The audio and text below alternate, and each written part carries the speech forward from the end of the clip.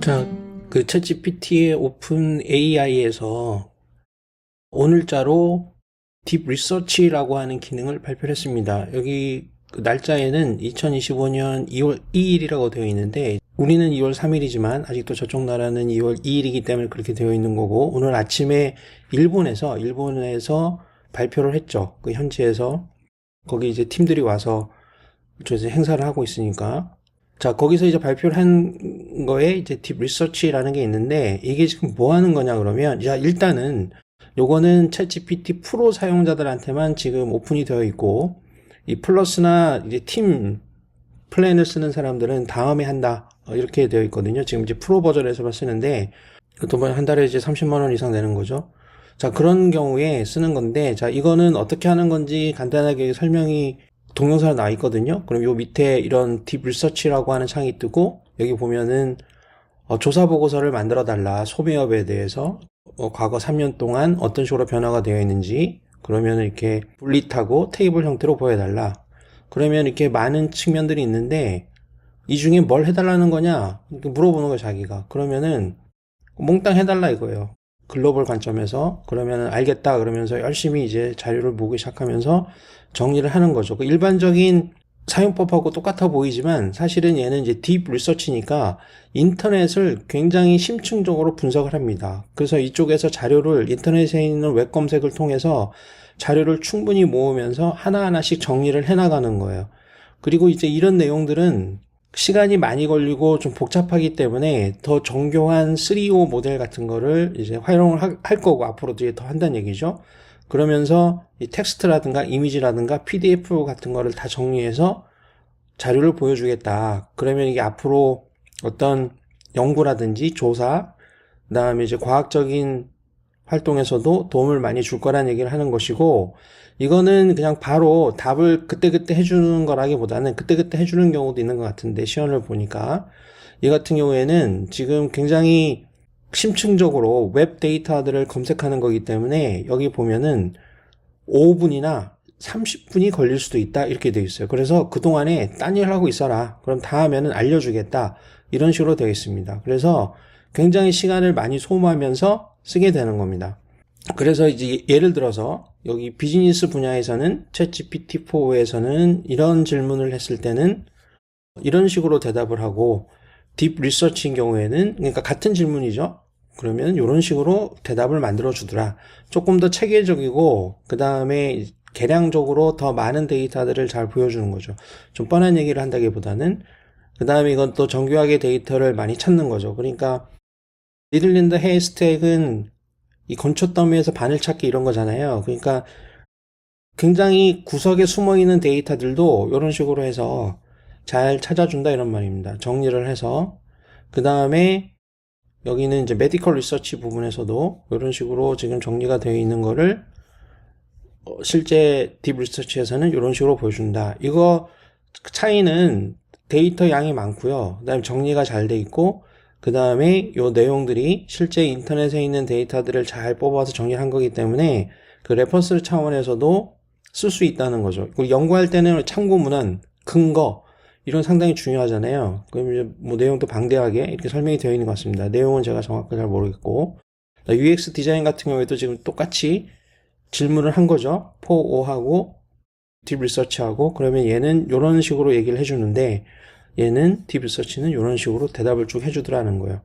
이렇게 양도 상당히 많습니다. 이렇게 쭉 내려가 보면은, 그러면은 이런 거를 보고서 형태로 활용해서 쓰면은, 특히 전문가들 입장에서는 이 자료 조사를 전문 요원들을 시키거나 아니면은 이거를 전문적으로 회사한테 맡기거나 그 다음에 하나하나 내가 보면서 정리하면서 다듬어 나가거나 이렇게 했어야 되는데, 그런 것들을 굉장히 빠르고 정밀하게 해낼 수 있을 것 같습니다. 여기 보면은 이렇게 레퍼런스 참고문헌 같은 경우에도 정리가 잘 돼 있고요. 이거는 그냥 요 정도에서 끝나는 거예요. 그 4O인 경우에는. 그 다음에 샤핑인 경우에 이쪽에도 나는 스노우보드 같은 거 지금 고르고 있는데 정리를 좀 해달라. 그러면 얘도 정리를 좀 나름대로 해주고 있죠. 근데 요거 같은 경우에도 정리를 해주고 있는데, 나중에 뭐 한번 읽어보세요. 이거 같은 경우에가 더 정밀하게 보고서를 잘 만들어주고 있는 것 같습니다. 이런 식으로 돼 있고, 제일 끝부분을 한번 보겠습니다. 이러면은, 자, 소스는 이렇게 되어 있고, 얘는 그냥 이렇게 정리해서 딱 끝났습니다.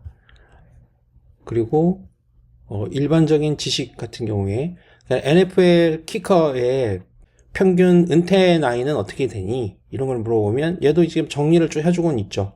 그래서 에버리지 캐리어 랭스는 뭐 약 4.87년이다. 이렇게 되어 있는데, 여기도 4.8이라고 되어 있고, 4.8 시즌 에버리지고, 정리가 되어 있는데, 그냥 얼핏 봐도 얘가 뭔가 좀 신빙성 있고 근거가 있어 보이게 좀 적어주죠.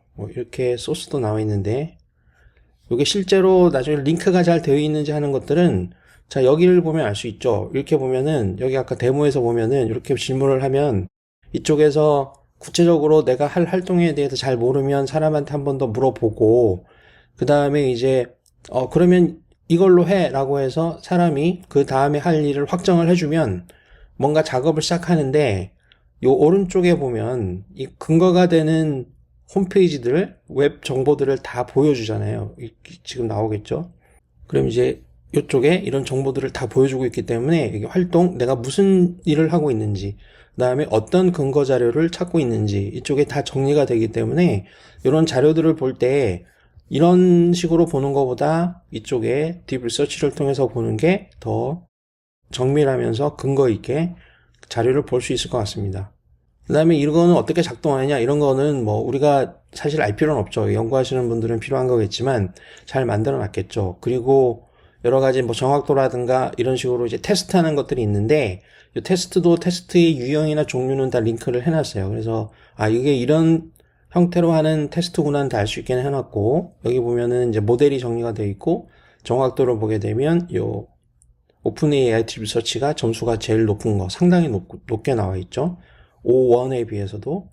그다음 이런 것들은 이제 멀티모달이 지금 안 돼요. 그러니까 이미지를 올려놓거나 파일 같은 걸 주거나 그거 지금 안 되는데 앞으로는 되겠죠. 이런 데서도 점수가 꽤 이제 높게 나오고 있습니다. 그다음에 이런 거는 뭐 레벨 1, 레벨 2, 레벨 3 그래서 실제로 문제 푸는 것들 예로 보여줬는데 아까 얘기한 것처럼 오른쪽에 이런 정보들이 또 정리가 되고 있으니까 그런 거 보면서 확인을 할 수가 있을 것 같고, 자, 이런 것도 뭐 테스트를 한 건데 그래프에 대한 설명은 좀 생략하기로 하고요. 보기가 좀 깔아뒀기 때문에 이런 것도 여기 보면은 이 설명에 대한 예시들이 나와 있기 때문에 이런 거 보면서 좀 정리를 할 수 있을 것 같습니다. 여기도 이제 그런 내용이고, 그 다음에 이거는 이제 실제로 이 사용한 사람의 사례를, 그러니까 회사에서 이런 것들을 사용하는 사람의 사례를 샘플로 보여준 건데, 자기도 이렇게 연구조사 할 때 딥 리서치를 사용해 보니까 빠르고 좋다 이런 얘기 하는 거예요.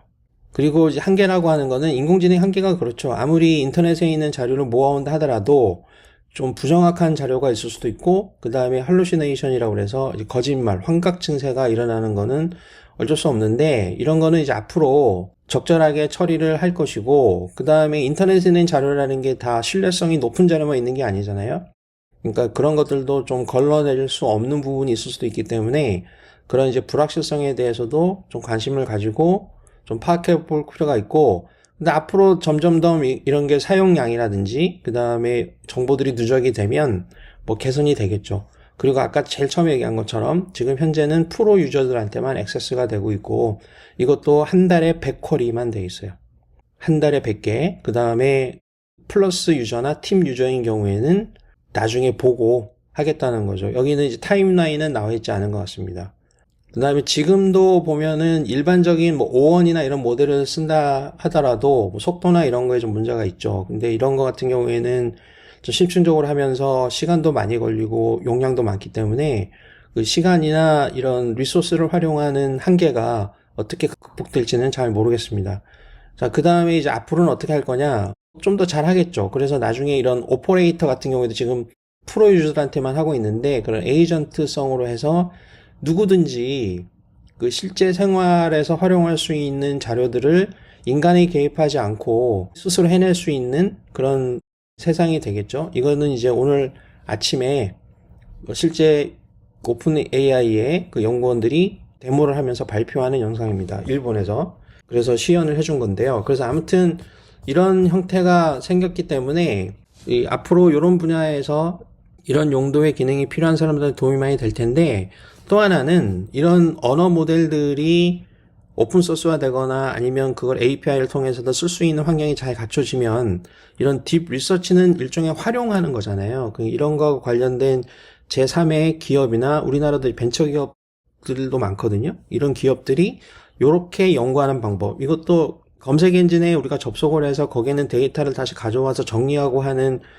그런 부수적인 기능들에 대한 능력이 필요하지만, 그런 게 잘 엮어지면 또 다른 형태의 더 좋은 결과물이 나올 수 있을 것도 같고, 한 가지 또 아쉬운 점은 이런 걸 연구하는 기업들이 많단 말이에요. 그러니까 인공지능이라는 게 있으면 인공지능이 뭐 물어보면 대답해주고 물어보면 대답해주고 그까지 일만 하면 재미없으니까, 지금 아까 설명드린 이 딥 리서치 같은 기능을 해주는 거를 우리가 만들어 보자, 그러면서 많은 기업들이, 연구원들이 분명히 준비하고 뭐 프로덕트를 내놓기도 하고 앞으로 방향성을 그렇게 잡고 있었을 텐데, 이런 원조가 되는 오픈 AI 같은 데서 이런 걸 내놔버리면 이제 그런 걸 만들던 기업들은 이게 닭 쫓던 개가 될 수도 있거든요.